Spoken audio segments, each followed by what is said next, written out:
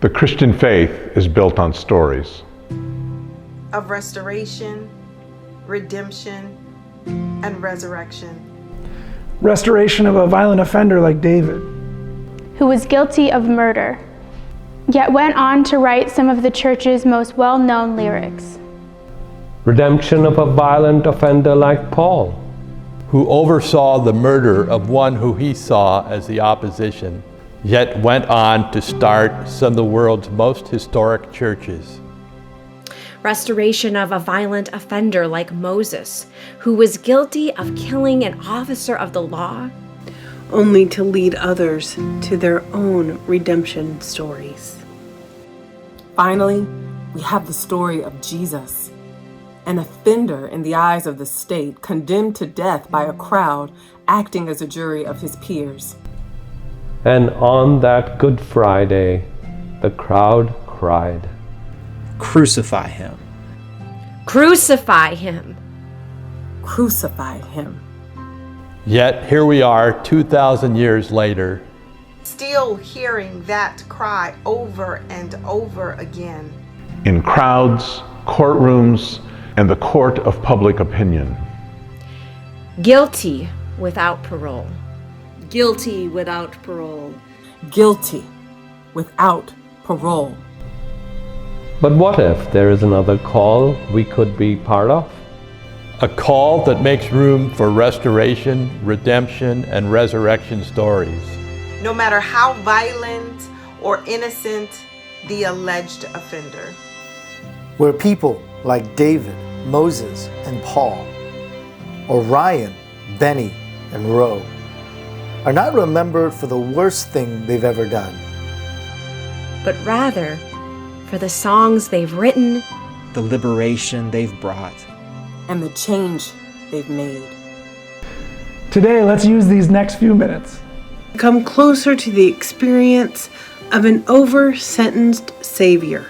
Through one man's modern-day sentencing story that reminds us 2,000 years later of our need for better laws, better calls, and once again, the possibility of parole. Where instead of crucify him, we can cry, hear him, restore him. For we see a resurrection story here too.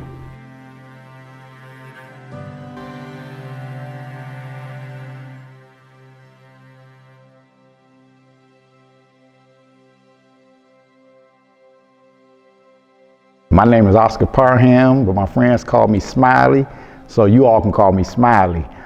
My story is this. I was just released for serving 30 years of a mandatory natural life sentence for guilt by association under the guise of accountability. Now, for those of you that don't know what accountability means, it basically says that the person who's the lookout man is just as guilty as the shooter, even if the lookout man didn't know that the person that pulled the trigger was gonna pull the trigger. In my case, I wasn't at the scene of the crime. I wasn't a lookout man. Didn't even have a weapon. And even though I had minimal criminal convictions with no history of violence, I was given a mandatory natural life sentence, which on the surface says that I was incorrigible and beyond redemption.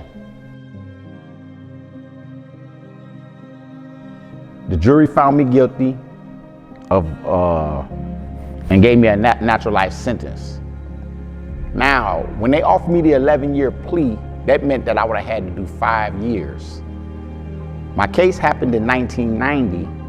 I would have been home in 1995. Didn't take it. They gave me a natural life. I did 30, right? So my mindset was, okay, well, and this is what kind of kept me going, is that I'm gonna beat this when I go to the higher courts, because the higher courts have to be able to see that, you know, the evidence that they have against me. I mean, it's, you know, that I didn't do anything, you know.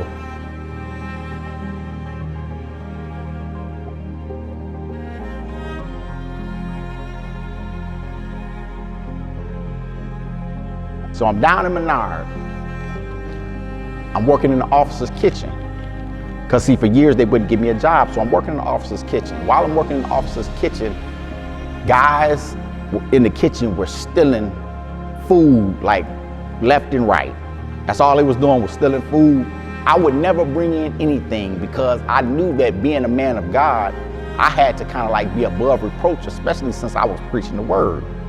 One day my co-defendant, he worked the shift before me. He said, I made you some fat burgers. He said, I got 4 cookies. He said, I made me some cookies, some peanut butter cookies. Would you bring the cookies in for me?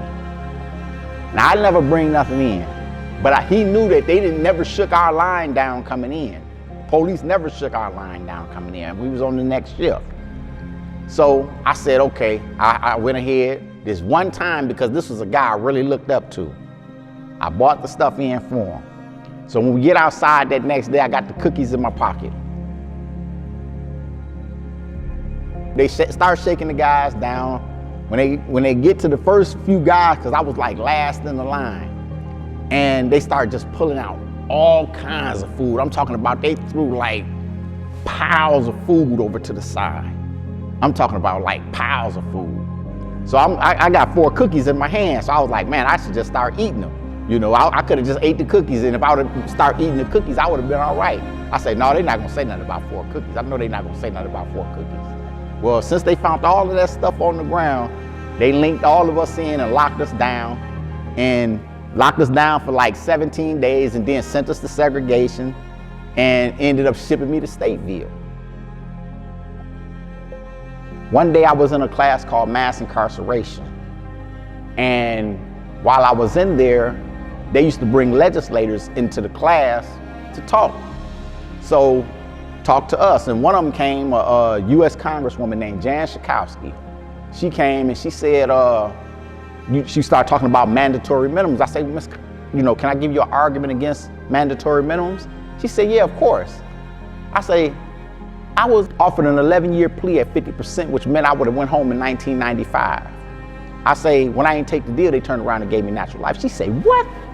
So what happened was after that, she wrote an op-ed about it, and that's when I realized, okay, I got a shot. So I joined the debate team, get on the debate team, we get into class. While we in the class, the teacher asked, what do you guys want to debate about?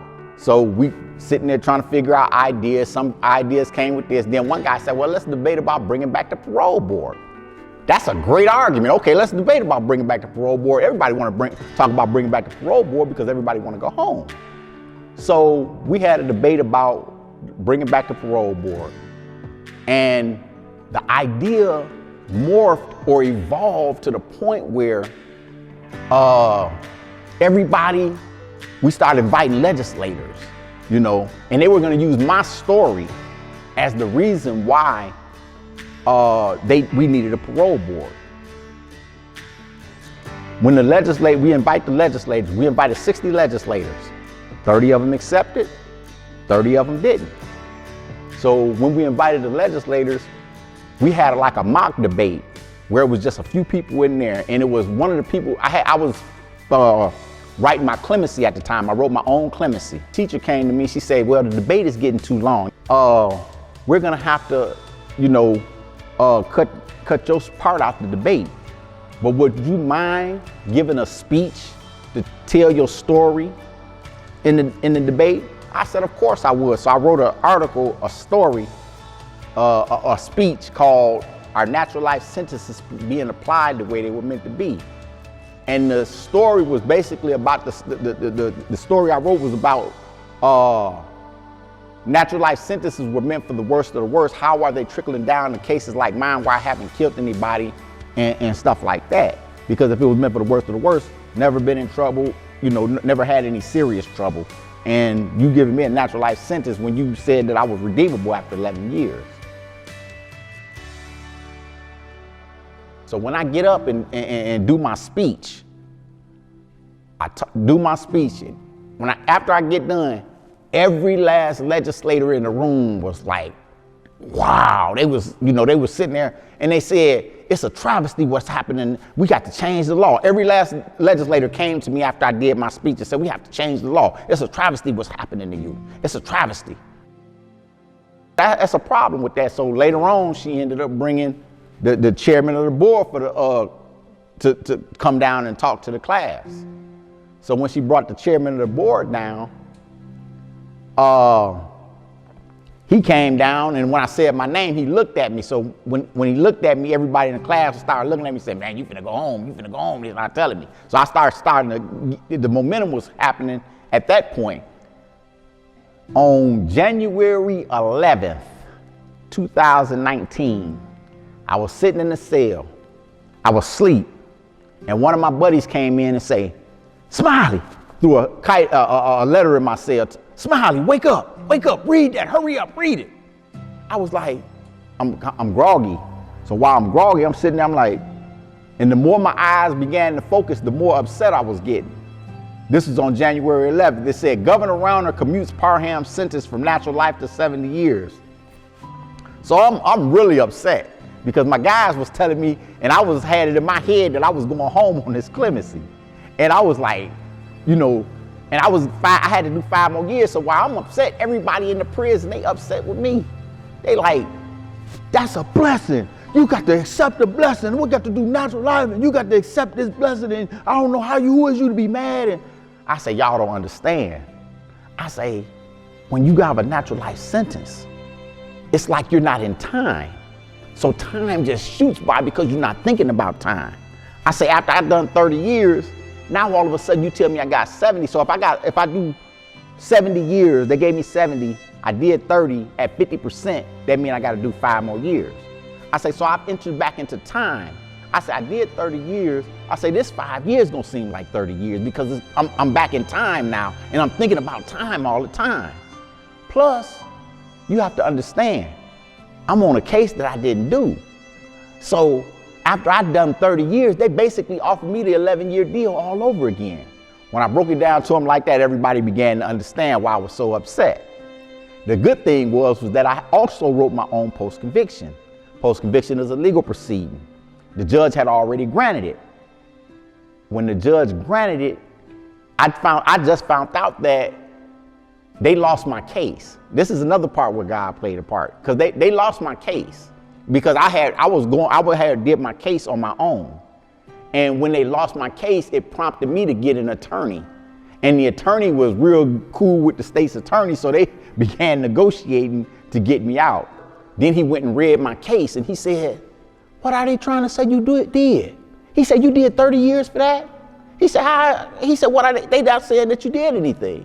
I said, man, I've been saying that for 30 years. You know, so next thing you know, so that makes him start to fight harder. So what happened was that the judge looked at my case. He said, you need to negotiate. So he told the state and my lawyer that they needed to negotiate because the judge said, how did he do 30 years for this? You know, so they began negotiating. I mean, I'm talking to my attorney, and while I'm talking to my attorney say, I got good news and I got bad news. The good news is you finna go home. The bad news is it's gonna be on June 20th. He said, call me on the 13th and I'll let you know. I was ecstatic. I was upset. I said, that's not good news and that's not good news and bad news. That's good news and great news. I said, my family reunion is on June 28th, so I'll be able to make the family reunion. We get to June 13th, I call home. I called a lawyer. I say, he said, man, it's bad news, man. He said, the people that's supposed to be doing your case, they're on vacation. So we're not gonna be able to let you, you're probably not gonna go home on the 20th. So now my heart fell into my stomach, I know I'm going home, but I really wanted to make the family reunion. So I was like, okay. I'm sitting there, and June went to July, and I was constantly going through it, and that's when I'm getting migraines again. And all of a sudden on like July the 29th, I had a court date. I called home to my sister Kurt. She say, they just signed the paper. The judge just signed the paper. They say they let you off. They let you go home. She said, the only problem is they have to let the paperwork come through. And once the paperwork come through, they have to, they can't just do it on the computer because somebody tried to escape using the computer. I said, okay. This was on a Monday night. I said, okay, by Thursday, that paperwork should be here.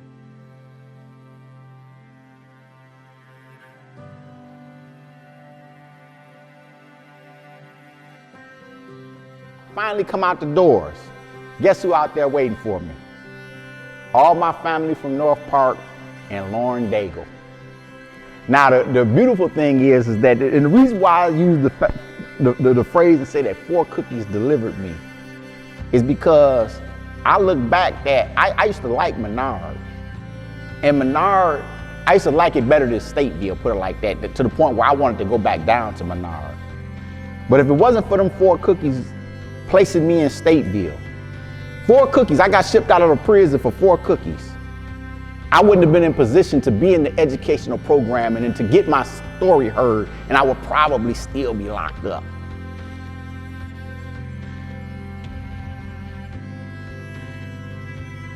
The system, I believe that they feel that it's punishment. I think that they exist for just punishment. They say for rehabilitation, but it's just to try to punish. I mean, they feel that punishment brings healing to the victims, and it don't. It says the objective is to restore them to useful citizenship. So that means that they have an obligation to rehabilitate, but they don't. They lock them up and throw away the key. Look at me, they said that I was rehabilitatable after 5 years, but I didn't take it. They threw away the key on me.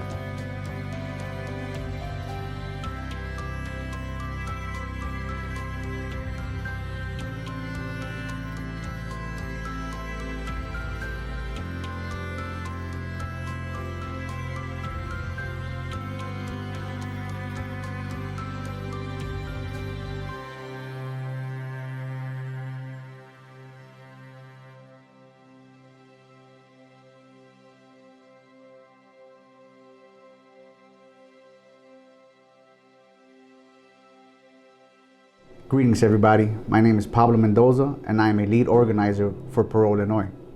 I'm here to provide you a practical call for a different cry to create a space for correcting the narrative around over-sentencing.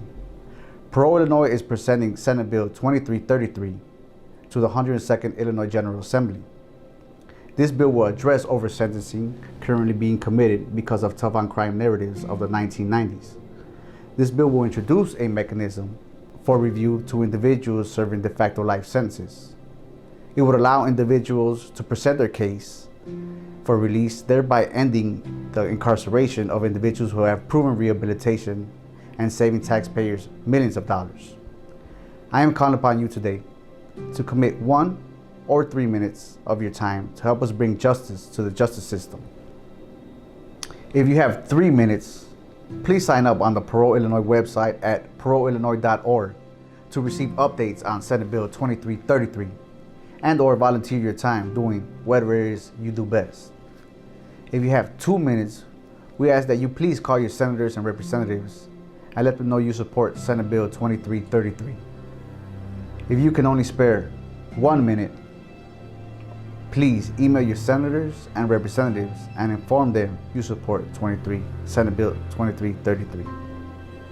I would like to thank each and every one of you out there who took the time to be with us today to advocate on behalf of the voiceless. Thank you all, and God bless.